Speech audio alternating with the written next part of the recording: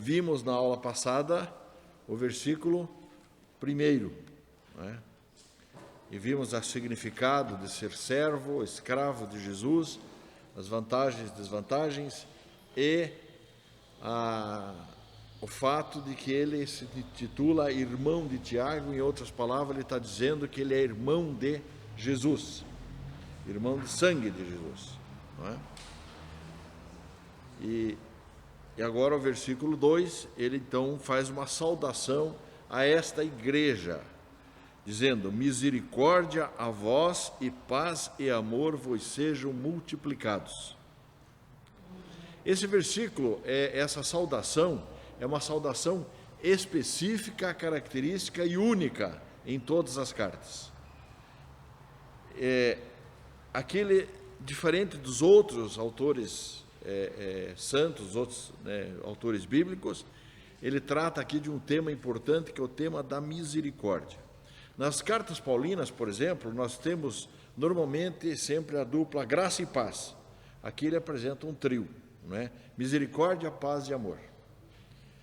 E por quê? Porque ele tinha uma formação judaica, expressa aqui as características do Deus para com o seu povo quando executava as alianças.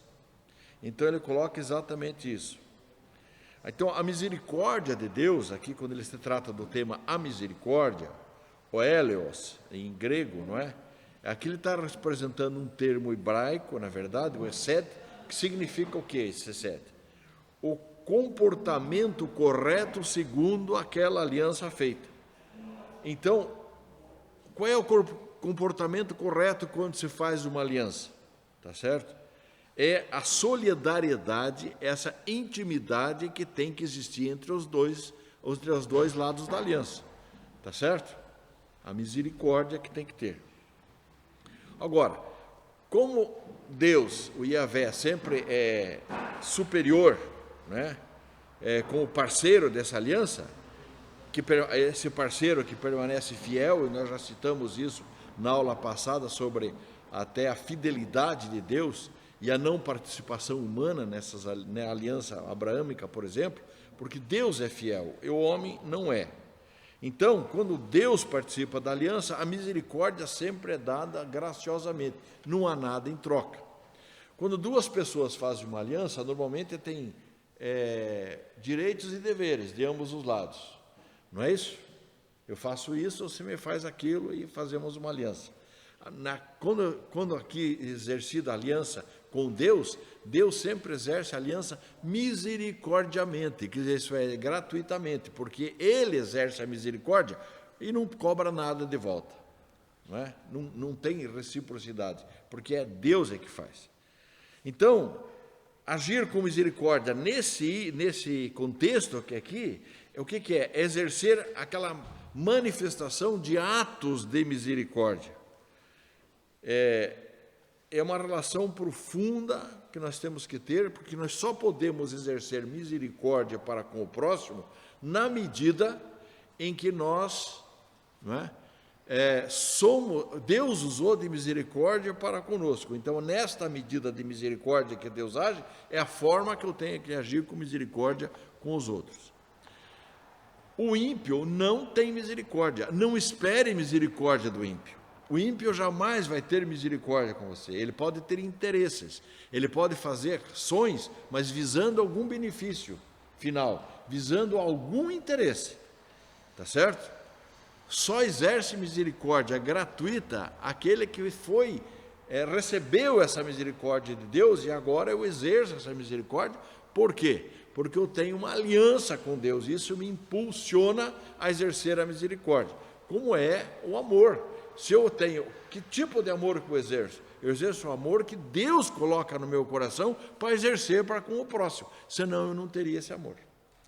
Então não esperem do ímpio atos de misericórdia, ele não terá atos de misericórdia com você, pode ter certeza. Ele pode até fazer aparentemente um ato de bondade, mas ele está pedindo alguma coisa em troca, sempre ele vai pedir alguma coisa em troca. É o caso, por exemplo, das pessoas que querem achar fazer uma aliança, por exemplo, e tem pessoas que querem fazer uma aliança com o diabo. O diabo não tem como ser bom, ele jamais fará um ato de bondade, ele não pode fazer isso, está na essência dele a maldade, ele só vai fazer coisas más. Então, Deus é bom, Deus é amor, Deus é diferente. Então, ele impõe em nosso coração isso e nós exercemos esse ato de misericórdia. Então, a misericórdia, o que é, na verdade? É um sentimento de compaixão, despertado por quê? Despertado pela desgraça do outro, pela miséria alheia, miséria do próximo. Não é? Alguns definem misericórdia, usando a latina, né? A miséria e mais coração, cordicórdia, misericórdias, mas isso seria do latim, não é bem a definição de misericórdia. Misericórdia é ter compaixão no coração, né? Então, é ter a capacidade de sentir aquilo que a outra pessoa sente, de se aproximar daquilo. E isso nós chamamos de alteridade. Isso, o que é alteridade? Alteridade é isso. Alteridade é você se colocar na posição do outro. Antes de agir com as pessoas, se coloque na posição dele. Mas, e se eu estivesse naquela posição? O que eu sentiria? Em que situação eu estaria passando? Quando você se coloca na posição do outro, você passa a entender o sofrimento do outro. E daí você pode exercer a misericórdia como ela deve ser exercida. Compaixão. Compaixão, porque ela vem... no Antigo Testamento, principalmente, compaixão vinha disso. É aquele sentimento das entranhas, que você sente aquela dor lá dentro, né? Hoje nós sabemos que você sente isso no coração, na verdade. Você sente aquela dor pelo outro, você se sente compungido, impulsionado a agir em favor do outro. Isso é misericórdia. Você exerce misericórdia com muita gente, mas misericórdia mesmo você tem que exercer, e Jesus nos ensina muito isso, lá na parábola do bom samaritano. Vocês vão de recordar essa parábola. Essa parábola do bom samaritano, quando Jesus mostra lá, vejam bem o que aconteceu lá. Um cidadão foi assaltado, não é verdade? Espancado, jogado. Naquela época isso era um caso difícil de acontecer. Hoje é mais fácil, hoje em qualquer esquina se encontra isso. Mas você vê estava ali jogado, e ali diz, na parábola que Jesus está contando, que é uma história, ele está dizendo assim: passou um sacerdote, olhou e foi embora. Passou um outro cidadão, um mestre da lei, olhou e foi embora. E assim foram passando as pessoas. Mas aí veio um samaritano que olhou, sentiu compaixão por aquela pessoa e agiu com misericórdia com ela. Agiu com misericórdia. Isso tem um custo. Primeiro, essa parábola é muito importante. Primeiro está falando, aquele que estava ali era inimigo dele. Não era um amigo. Ele não viu ali um amigo, um semelhante a ele, mas viu um homem totalmente inimigo. Samaritanos e judeus não se conversavam, eram inimigos mortais, se odiavam entre si. O bom judeu, na época do Novo Testamento, era aquele judeu que 3 vezes por dia olhava para Samaria e amaldiçoava Samaria. Essa era a responsabilidade do bom judeu. Mas ele não. Esse homem samaritano, inimigo daquele judeu caído, foi ali e estendeu a mão para ele. Algumas coisas importantes acontecem nessa história. Parece que é fácil ajudar. Não. Primeiro, que ele sentiu compaixão por um inimigo. Ele estava vendo um inimigo ali, mas ele sentiu compaixão, misericórdia. Segunda questão, que ele estava cuidando da vida dele. Ele estava cuidando, ele devia estar viajando, ou devia estar a negócio, ele estava com o cavalo dele, fazendo alguma coisa. Ele era um estranho naquela cidade. Provavelmente viagem a negócios. Ele parou, interrompeu os seus próprios interesses, os seus negócios, talvez ele tivesse compromisso, ele interrompeu o que estava fazendo e foi gastar tempo com aquela pessoa. Ter misericórdia e compaixão necessita, além de não olhar a pessoa em si, a quem está exercendo a misericórdia, é gastar tempo com a pessoa. Isso é outro ensino ali. Eu gastei do meu tempo. Eu deixei os meus interesses e pus o interesse dele em primeiro lugar, daquele próximo. E terceiro aspecto, que eu acho muito importante na compaixão, que esse samaritano, além de tudo, gastou tempo, pôs ele no cavalo, levou ele lá para ser atendido num albergue, num local qualquer lá, pediu para que as pessoas dessem os curativos, atendessem, e falou que mais no final, o que custar isso aqui, eu pago. Tirou o dinheiro do bolso e pagou. Exercer compaixão e misericórdia custa no próprio bolso. Tá certo? Não é só tempo, tem que tirar do bolso e ajudar o outro também. Isso é misericórdia, isso é compaixão. É você coloque no lugar do outro e veja o que ele está passando. Aí eu posso exercer a misericórdia. Por isso, quando Jesus conta essa história, não é? Ele está colocando ali a compaixão e a misericórdia em todos os seus sentidos. Nessa importância de sentir compaixão e misericórdia. Olha, a vida terrena de Jesus, tá certo? Foi a concretização suprema da misericórdia de Deus em favor dos homens. É Jesus que desce da sua grandeza, se despe da sua glória, se despe da sua realeza, vem na situação mais humilde e pobre possível, tá certo? Vem para o meio dos homens, para quê? Para morrer por quem? Por quem não merecia. Ele veio para quem é imerecido, é graça imerecida. Ou nós merecemos alguma graça? Não, nós merecemos o inferno, a condenação. A raça humana merece a condenação.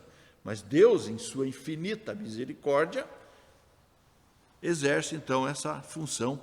Isso é compaixão. Isso é se colocar na posição do próximo. Não é? E os vários aspectos, não é certo? O que é fruto do Espírito? Você conhece o fruto do Espírito.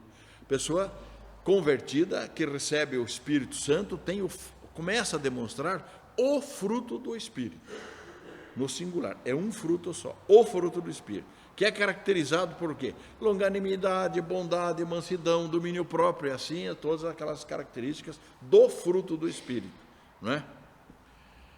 Então, quando a pessoa tem esse fruto do Espírito, ele começa também a repousar a misericórdia de Deus sobre ele, porque é uma demonstração de misericórdia, ele começa a exercer essa misericórdia para com os outros. E isso é um sinal de que naquele que exerce a misericórdia para com o próximo, repousa sobre ele e nele a verdade do Espírito Santo e o fruto do Espírito. Correto isso? Então, quando você vê isso acontecer espontaneamente, isso é um sinal de que a pessoa de fato é convertida. Porque o ímpio jamais exerce misericórdia sem interesse. Está certo? Isso é fato. Então, misericórdia é quando você concede misericórdia, quando o ser humano demonstra misericórdia com o próximo, o que acontece entre os dois? Vem a paz entre os dois, vem a paz para si mesmo e a paz para o outro, e vive-se em paz. Daí o termo misericórdia e paz a vós outros, é aquele que está saudando aqui. É uma consequência, né? A paz, então, o que é? É restauração de quê? De laços partidos, né? Então, ele diz assim, e a paz sobre vós sejam multiplicadas, no sentido de ser multiplicadas as misericórdias de Deus para com vocês, e ao mesmo tempo, como eu começo a exercer misericórdia com os outros, a misericórdia está sendo multiplicada. Daí, então, a saudação que ele exerce aqui. Misericórdia a vós e paz e amor vos sejam multiplicados. Deu para entender? Ficou bem explicadinho, né? Ok? Vocês podem interromper, podem falar, podem perguntar, por favor. Aqui é a escola dominical, é para tirar dúvida. Não é isso? Se eu souber responder, responderei.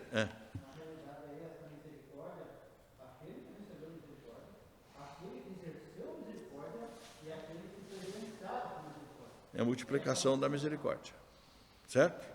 Então, cria-se esse ambiente, um vínculo de paz e harmonia, não é isso? Ok? Agora o versículo 3. Amados, quando empregava toda a diligência em escrever-vos acerca da nossa comum salvação, foi que me senti obrigado a escrever-vos, exortando-vos a lutar pela fé que uma vez por todas foi entregue aos santos. Então, aqui, qual é a indicação que eu tenho aqui? Na verdade, Judas estava na cabeça que queria mandar uma mensagem para a igreja, tá certo? Falando o quê? Da doutrina, da glória de Deus, da fé cristã, certo? É verdade que ele queria encorajar, não é? Ensinar os crentes. Ele queria mandar uma epístola de exortação, de congratulações para com a igreja. Mas, na verdade, ele diz assim, quando empregava toda a diligência, eu queria escrever para vocês de uma forma assim, assim, assim, foi que me senti obrigado, tá certo? Eu tenho que abandonar esse objetivo, não é verdade? A fim de lançar agora uma carta de advertência para vocês, tá certo? Advertência contra o quê? Contra as heresias gnósticas que estavam entrando na igreja, conforme nós já falamos na aula passada, sobre o gnosticismo e todas aquelas coisas que vêm, tá certo? Surgem na igreja. A igreja se baseia em filosofia, se baseia em outros ensinos e acaba se contaminando. Daí a importância da sã doutrina. Uma igreja só pode crescer quando ela tem unidade doutrinária. Qual é a unidade doutrinária? A doutrina dos evangelhos, a doutrina bíblica. Não tem por que fugir disso. Tá certo? Então, a leitura bíblica, o ensino bíblico, a compreensão do ensino bíblico é muito importante para nós não sermos enganados, porque tem muita coisa acontecendo no mundo. E agora muito mais fácil ainda. Se o diabo aqui já agia dessa forma, se imagine hoje, com toda essa tecnologia na mão e as condições de informação tão grandes que batem na cabeça do crente todo dia, toda hora, todo instante. Não é? Por isso a firmeza doutrinária. Uma coisa importante que a gente fala aqui nessa doutrina de Judas, porque ele vai combater o gnosticismo, vai bater esses ensinos, não é, filosóficos aqui, é a necessidade que as igrejas têm hoje de calcar nos nossos crianças, adolescentes e jovens uma doutrina bíblica muito sadia e forte. Porque a hora que eles forem adentrar as universidades, eles vão serem confrontados duramente com filosofias estranhas, antibíblicas, anticristãs, ateias, tá certo? E que querem destruir a família, querem destruir a propriedade, querem destruir a palavra de Deus. Essa que é a grande verdade. Nós vimos na demonstração do dia 12, não precisa ir longe. Quem teve acesso àqueles vídeos do dia 12, foi uma vergonha nacional. Aquilo tinha que ser criminalizado o que foi feito. Pessoas fazendo fogueira com várias cruzes, vários cristos, e dançando nus em volta, numa orgia, tá certo? Numa situação de vilipêndio. Isso é crime de vilipêndio. Eu lembro o dia que um pastor chutou uma santa, ele foi criminalizado, condenado por vilipêndio. Ou não foi assim? E agora não acontece nada? Fica por isso mesmo? Então vejam o mundo em que nós estamos vivendo, onde essas filosofias novamente estão entrando, fazendo a cabeça das pessoas, e o objetivo é quem? É a igreja. O objetivo é a destruição do cristianismo. Não é destruição da religião, é destruição do cristianismo. Esse é o objetivo. Se fosse um muçulmano ali que tivesse, jamais eles fariam com uma figura do Maomé aquilo. Jamais eles fariam. Porque não é interesse deles destruir o Islã. Não é interesse deles destruir o budismo. Não é interesse deles destruir. O interesse é destruir o cristianismo. Tá certo? Por quê? Porque cristianismo é a religião verdadeira. É a religião de Deus. Deus é quem impõe o cristianismo para nós. Tudo aquilo que conduz à salvação e a Cristo É o que interessa para o diabo. As outras pouco importa para ele. As outras afastam o povo de Deus. O cristianismo agrega a Deus. É a verdadeira fé. Então essa tem que ser combatida pelo diabo. E o diabo usa todas essas artimanhas. Não pensem vocês, meus irmãos, não é, que nós estamos tratando de um assunto mundano, culturalmente no mundo, ou da atualidade. Não, nós estamos enfrentando verdadeiramente uma grande batalha espiritual, no mundo inteiro, não é só no Brasil. É no mundo inteiro que está acontecendo isso. Nós estamos permanentemente numa batalha espiritual terrível, e nós temos que nos manter firmes. E como que nós mantemos firmes? Escutando o que Judas está nos dizendo aqui. Me senti obrigado a escrever, exortando-vos a lutar pela fé. Qual fé? A fé que uma vez por todas foi entregue pelos santos, isto é, pela fé apostólica dos apóstolos, pela doutrina apostólica. É isso que ele está se referindo quando ele fala em fé aqui. Não é? Veja bem, Judas distingue aqui claramente os destinatários da carta e os falsos mestres. Tá certo? Por quê?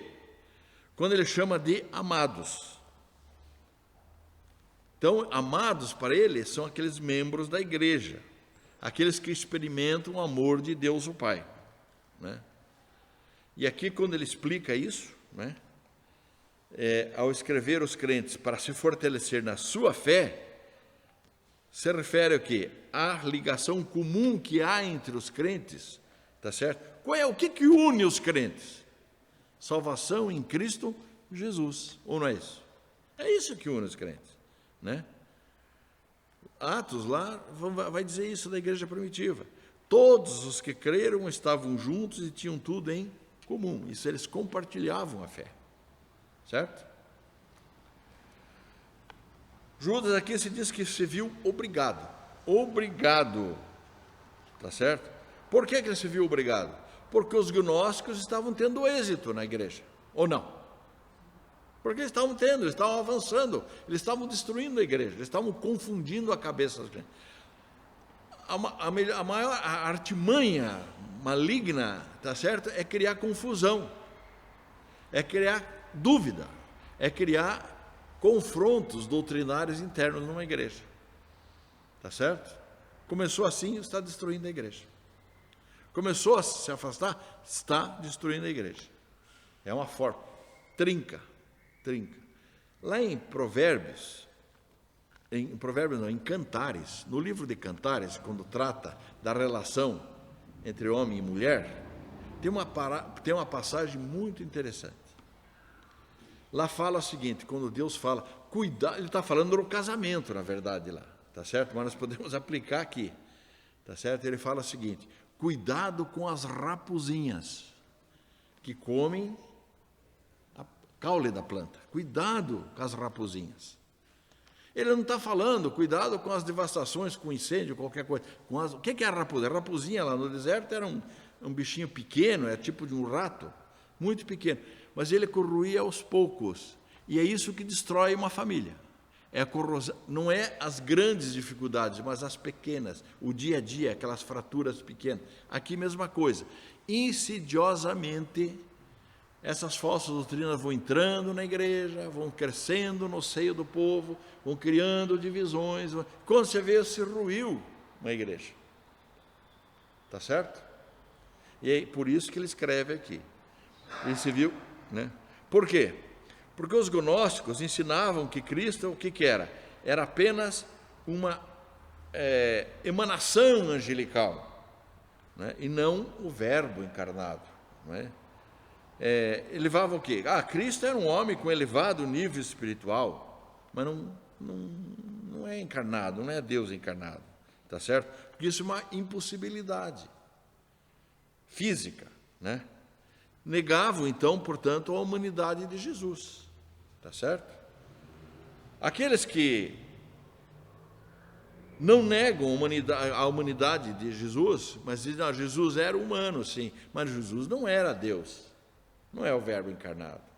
Alguns falam, não, ele era um espírito elevado, que tinha um espírito que tinha, né, chegou num nível de elevação de espírito. Nós conhecemos várias religiões e doutrinas hoje que falam essas coisas, ou não? Eu vou reencarnando, até chegar a ter um espírito elevado. Ou pelo conhecimento e meditação eu vou ter um espírito igual ao de Buda, ou não é assim? Tudo isso é gnosticismo. Tudo isso são coisas que corroem a igreja, tá certo? Não, eu sou mais espiritual do que o meu próximo. Eu tenho mais Espírito Santo, porque eu falo em línguas, por exemplo. E daí? O que tem a ver com isso? Tá certo? Você pode falar a língua que for, até o diabo fala. Isso não quer dizer nada. Tá certo? O que eu tenho que demonstrar é se de fato eu tenho fruto do Espírito. É isso que eu tenho que ser. Tá certo? Isso acontece muito. E como é que eu sei que eu tenho fruto do Espírito? Através dos meus atos de misericórdia. Atos de misericórdia. Na prática. Se eu faço na prática ou não isso. Eu exerço na prática ou não. Ah, mas eu oro, eu me ajoelho dia e noite e oro a Deus. Beleza, é muito bom orar mesmo e deve. Tá certo? Mas se você levanta dali e não exerce nada daquilo, o que adiantou? A fé sem obras é morta. Não é isso? Não é o que em Hebreus lá está nos falando, o autor de Hebreus, não é?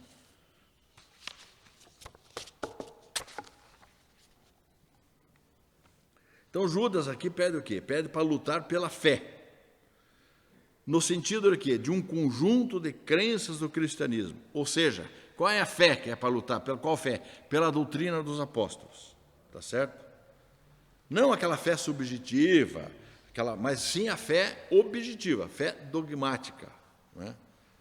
E era um fato que aconteceu. Tanto que no final no segundo século, o que a igreja fez? Tem que fazer um concílio, não é verdade? E criar o credo apostólico. Para normatizar a coisa, porque estava perdida. Então, o cristão segue isso. Ponto. Qual é o credo? O credo apostólico que nós conhecemos, o credo de Niceno. Está certo? De Niceia. Ali que nós devemos ser.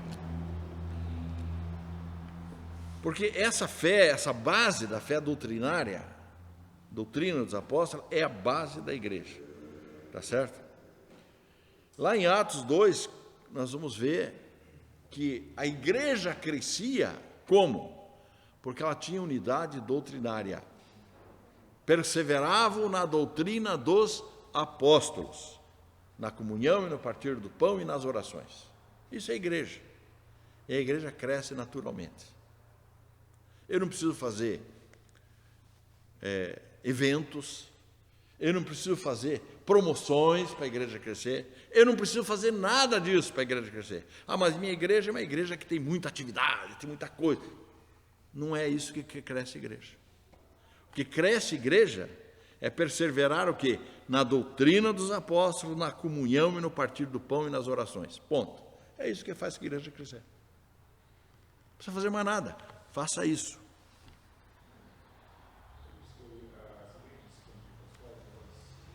Fale mais alto que eu não estou escutando. As igrejas pentecostais, elas usam muito prática chamada avivamento. E consta que eles só conseguem aumentar consideravelmente o número de membros através desses avivamentos. São eventos especiais que eles promovem. É crescimento verdadeiro? É crescimento verdadeiro? O que é avivamento? O que nós chamamos de avivamento? Qual é o maior avivamento que a igreja já teve na história?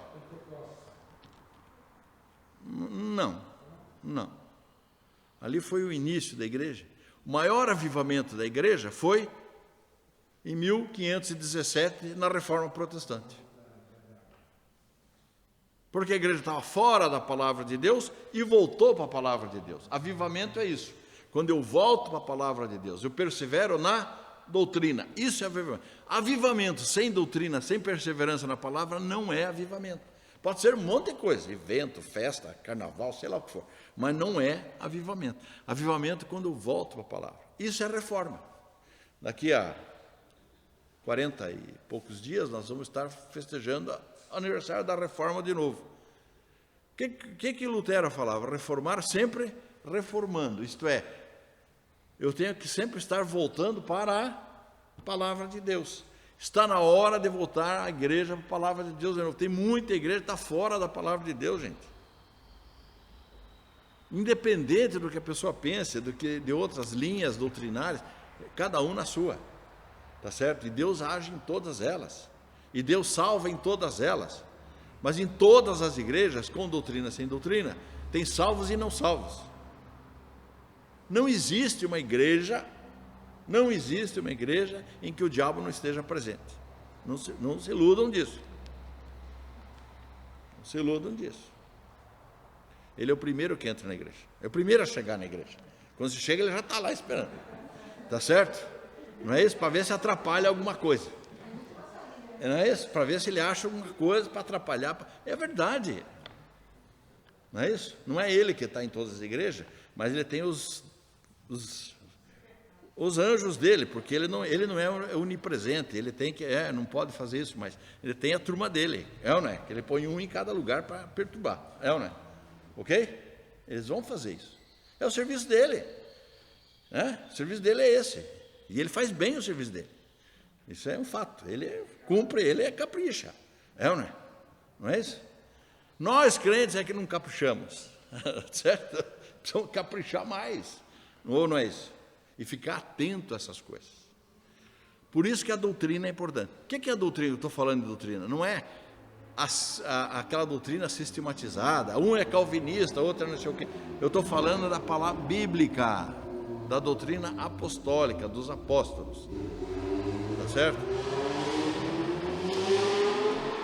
Qual é a doutrina bíblica? Qual é a doutrina bíblica? A doutrina bíblica que nós temos, que não podemos fugir, e essa é a nossa unidade que nós temos que ter, é essa.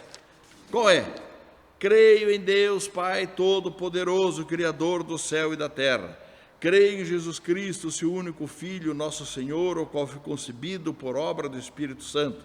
Nasceu da Virgem Maria, padeceu sob o poder de Pôncio Pilatos, foi crucificado, morto e sepultado, desceu ao Hades, ressurgiu dos mortos ao terceiro dia, subiu ao céu, está sentado à mão direita de Deus Pai Todo-Poderoso, de onde há de vir para julgar os vivos e os mortos. Creio no Espírito Santo, na Santa Igreja Universal, na comunhão dos santos, na remissão dos pecados, na ressurreição do corpo, na vida eterna. É isso. Isso é a doutrina dos apóstolos. Mas a minha igreja, por causa que tem que pular na água para batizar, outra na cabeça, pouco importa. A base doutrinária é essa aqui. Eu creio nisso. Eu professo esse credo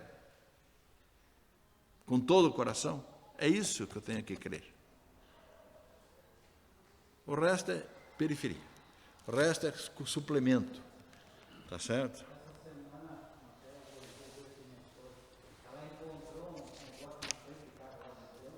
De quê? Ela encontrou coisa de feitiçaria. Sim, tá. Macumba.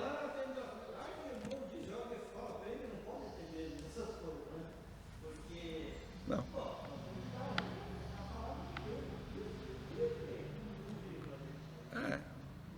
Claro que não pode ter medo. Vai ter medo de quê? Isso é bobagem. Isso é crendice. E crendice são as coisas que, primeiro, vamos lembrar da Bíblia. A Bíblia está cheia de ensinos. Cheia de ensinos. Por isso nós temos que conhecer bem a Bíblia. Vocês lembram lá Balaão? Lembram da história de Balaão? O que aconteceu lá? Balaão era um profeta, tá certo? Que se vendeu. Um profeta vendido, ele foi subornado, ele recebeu dinheiro para amaldiçoar o povo de Deus. Tá certo? E ele foi lá, recebeu o dinheiro e o que ele falou? O que ele respondeu para o rei que tinha pago ele? Não posso amaldiçoar a quem Deus já abençoou. Ponto. Certo? Faça o que quiser. As macumbarias, as coisas, faça o que quiser. Você não tem o Espírito Santo. Você não é convertido? Você não tem o Espírito Santo em você? Quem é o Espírito Santo? Veja bem, o que é o Espírito Santo? O Espírito Santo é Deus presente. Quem é mais forte, o diabo ou é Deus?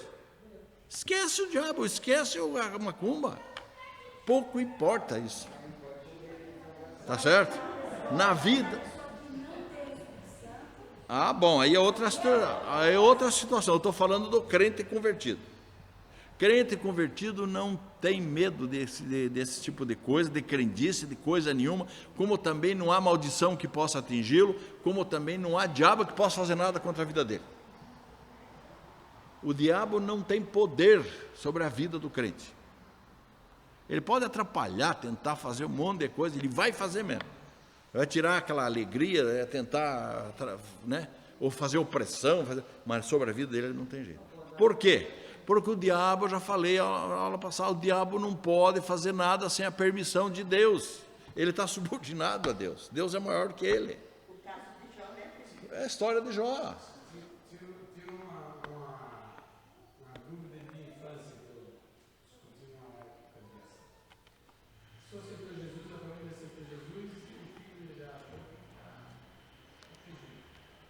Aí está falando, lembra que você pode macumba no Rio de Janeiro? E eu, com meus 18 anos, 10 anos, vai ter um pontapé naquele negócio. Ficou inchado. Ou seja, Quem mandou se dar um pontapé machucou o pé, só isso. Tem nada a ver com a macumba. não foi negociado isso. Por isso que quando o diabo chegou para Jesus, joga daqui lá embaixo. Acho que a pessoa não pode confundir isso com tentar os seus Deus. Não, exatamente. Não é para você sair também aí fazendo esse tipo de coisa. Não faça. Para quê? Você sabe que Deus é maior, mas vou tentar Deus para isso? Não. Deixa quieto. Mas que não vai ter poder nenhum sobre a tua vida, não vai ter. Isso absolutamente. Não é possível. Propriedade exclusiva de Deus. Não é eleito de Deus? Eleito de Deus, eleito de Deus. Acabou.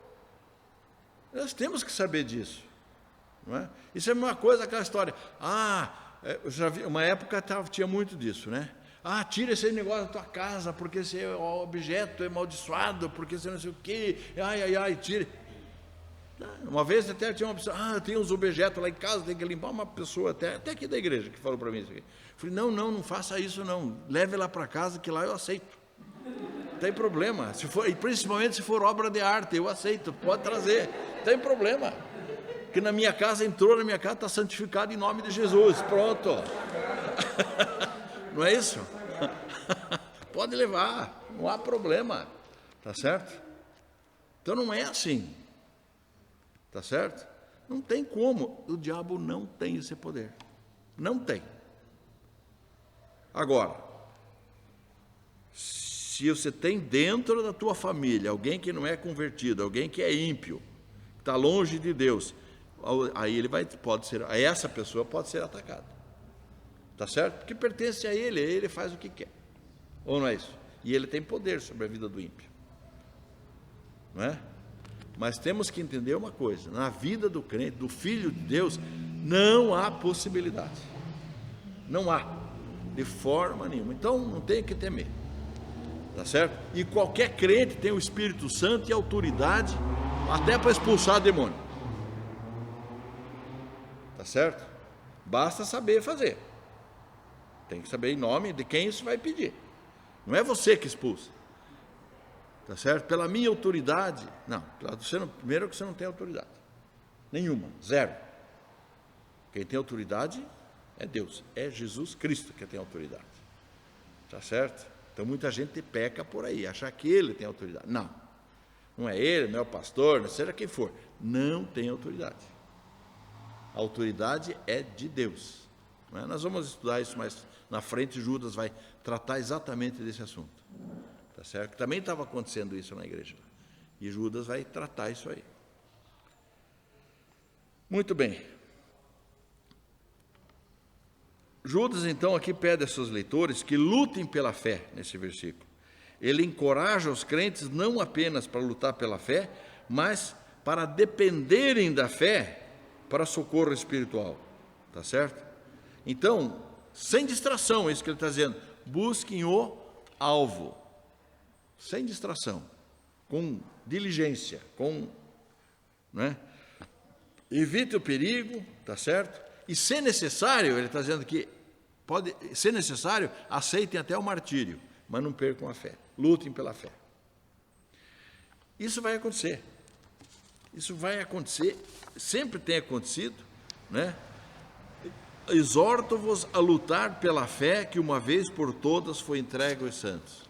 Lutar, o que é lutar pela fé? Lutar pela fé é eu defender a minha fé. É eu não negociar os meus princípios. Eu não vou negociar a minha fé. Certo? Lembra daquela história? Não é isso?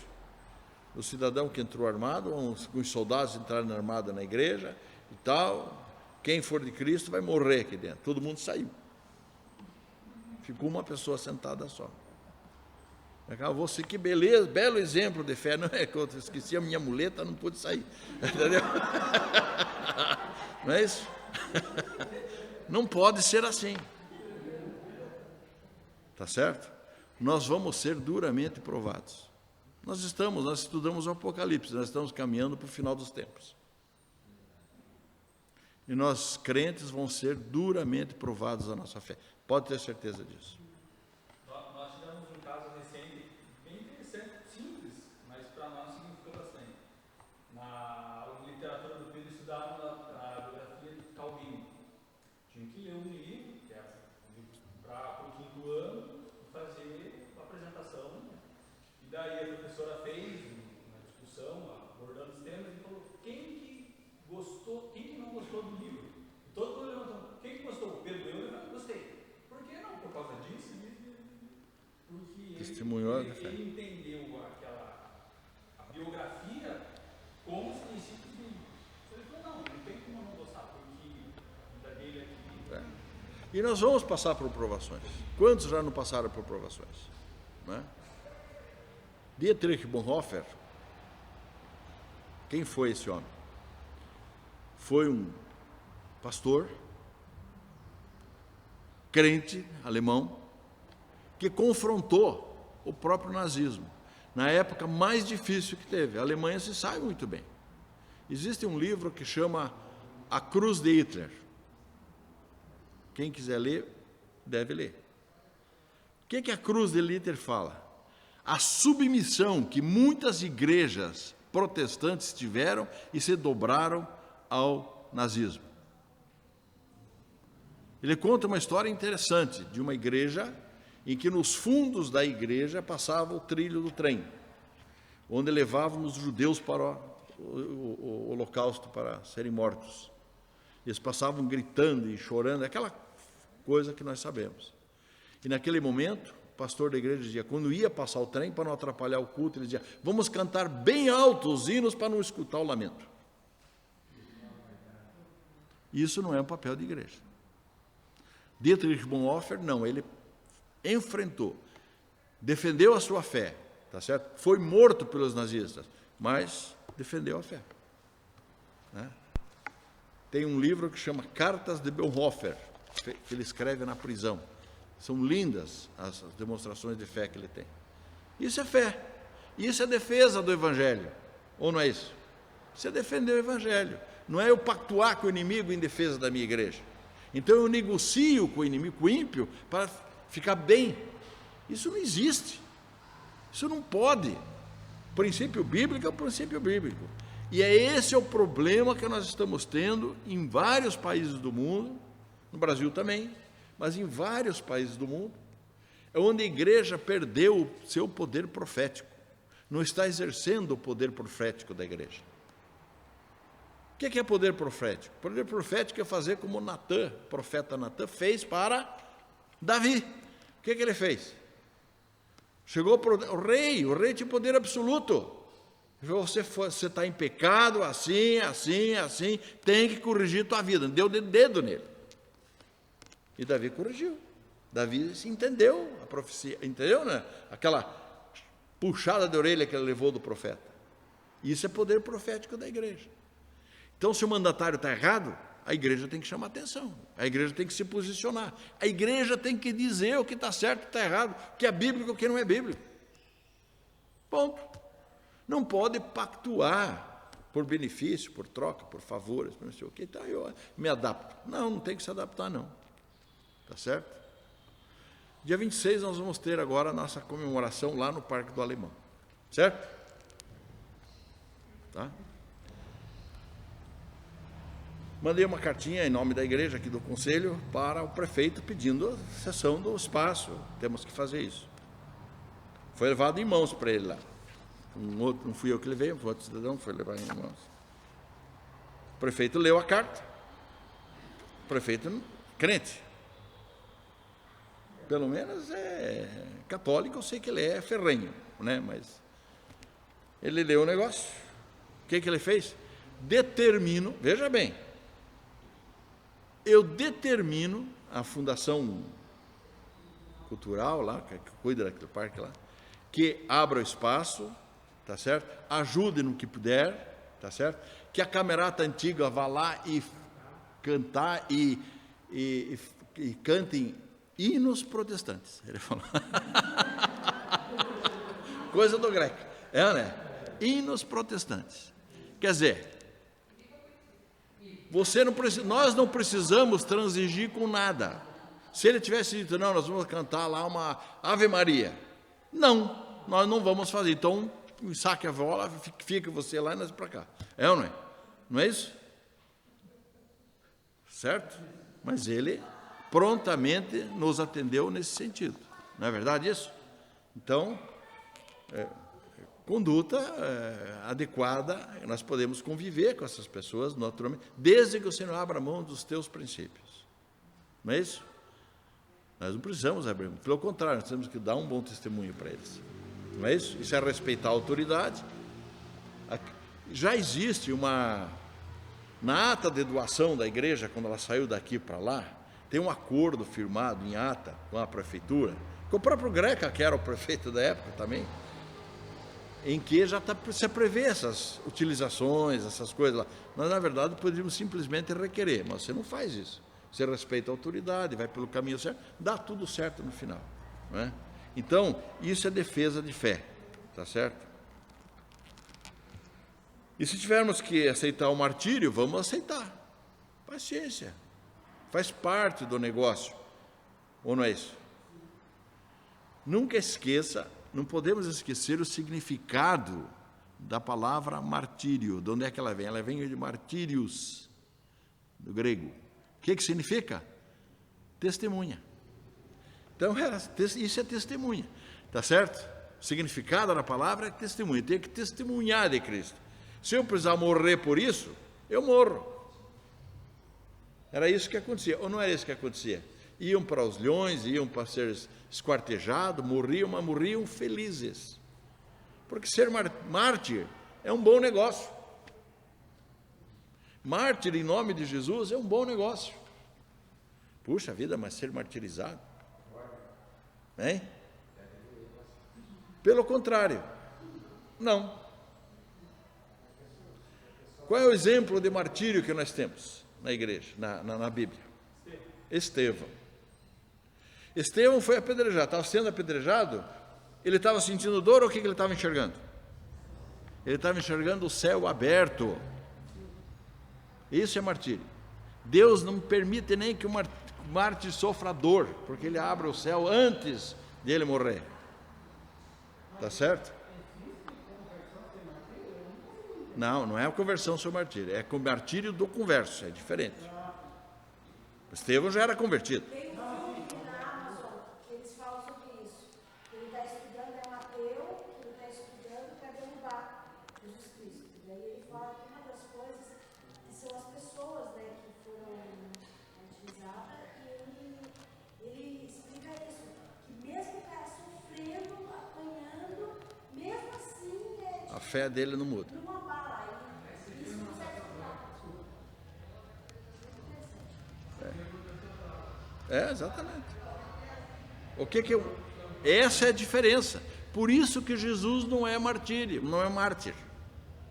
Jesus não foi mártir. Aí é diferente. Jesus sofreu, apanhou, sofreu dor, tá certo? Por quê? Porque ele não era mártir. Jesus era sacrifício, era diferente. Tá certo? Ele era sacrifício.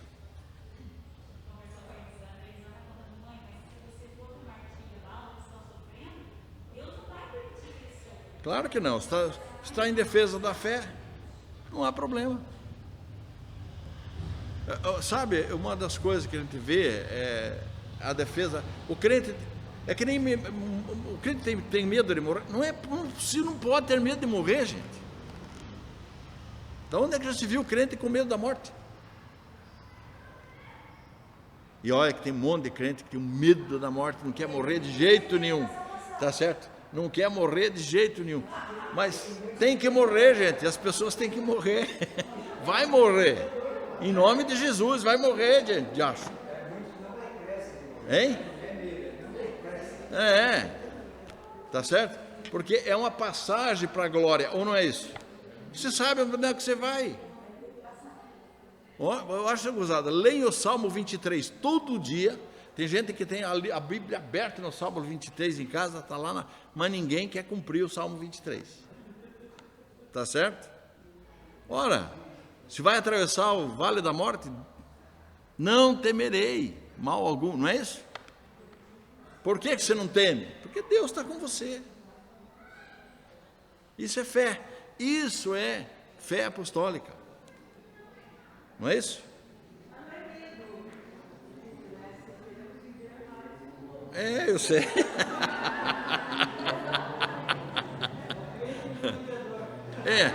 Mas não tão cedo, não é? Um pouquinho mais.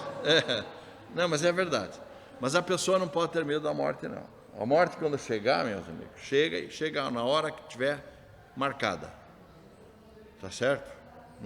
Ninguém acrescenta um dia, uma hora, um minuto na sua vida.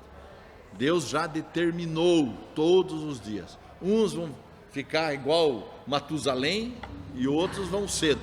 Tá certo? Ponto. Não tem o que dizer. É verdade isso? E a bênção isso, será? A própria Bíblia fala que depois de uma certa altura é canseira e enfado. Né? E a natureza é tão sábia. Deus é tão sábio, não é a natureza, é Deus. Deus é tão sábio, que faz as pessoas como vão chegando a uma certa idade, o mundo vai ficando sem graça. Ele não se adapta mais àquela situação do mundo, é difícil. Sabe o que é melhor? Ir para a glória logo, ou não é isso? Porque o mundo se muda tanto que as pessoas, seus costumes já não são os mesmos, uma coisa, sabe o que? Melhor morrer, não é verdade? Não é verdade? Tem alguns que não querem morrer mesmo. Eu sei que não querem esperar Jesus voltar. Aí vai ser. Aí é diferente. Muito bem. Eu vou encerrar por aqui. Vencemos só mais 3 versículos, né? Vamos agora ficar 2, né? Nossa, fiz só 2. Desculpe, próxima aula eu vou mais rápido, tá bom? Senão não vão acabar o livro de Judas aqui. Tá? Alguma pergunta até aqui? Bom, as aulas são assim, elas são interativas, quero que vocês tragam dúvidas, leem, né? Agora ele vai dar o motivo, já falou o que ele estava fazendo, agora ele vai dizer por que ele está escrevendo essa carta, né? Ele diz no versículo 4, pois certos indivíduos se introduziram com dissimulação, os quais desde muito foram antecipadamente pronunciados para esta condenação, homens ímpios que transformam em libertinagem a graça do nosso Deus e negam o nosso único soberano Senhor Jesus Cristo. Então esse é o motivo que estava na igreja. Aí ele vai definir exatamente como que eles se introduzem, como é que eles agem, tá certo? E vejo que eles já são pessoas ímpias, condenadas, antecipadamente. Estão a serviço do diabo. Essa que é a verdade. Amém? Vamos orar agradecendo essa aula, então, não é? E que Deus use esses momentos aí para o nosso engrandecimento e para a glória dEle. Amém? Santo Deus e Pai eterno, nós te agradecemos, Senhor Deus, pelas bênçãos que recebemos de Ti. Te agradecemos, ó Pai, pela Tua palavra que ficou para nós, Senhor Deus, que durante tantos séculos, ó Pai, foi guardada, preservada por tantos irmãos e irmãs do passado, Senhor Deus, que tiveram zelo com ela. E isso nos permite agora, Senhor Deus, abrir a Tua palavra, estudá-la e poder aplicar em nossas vidas.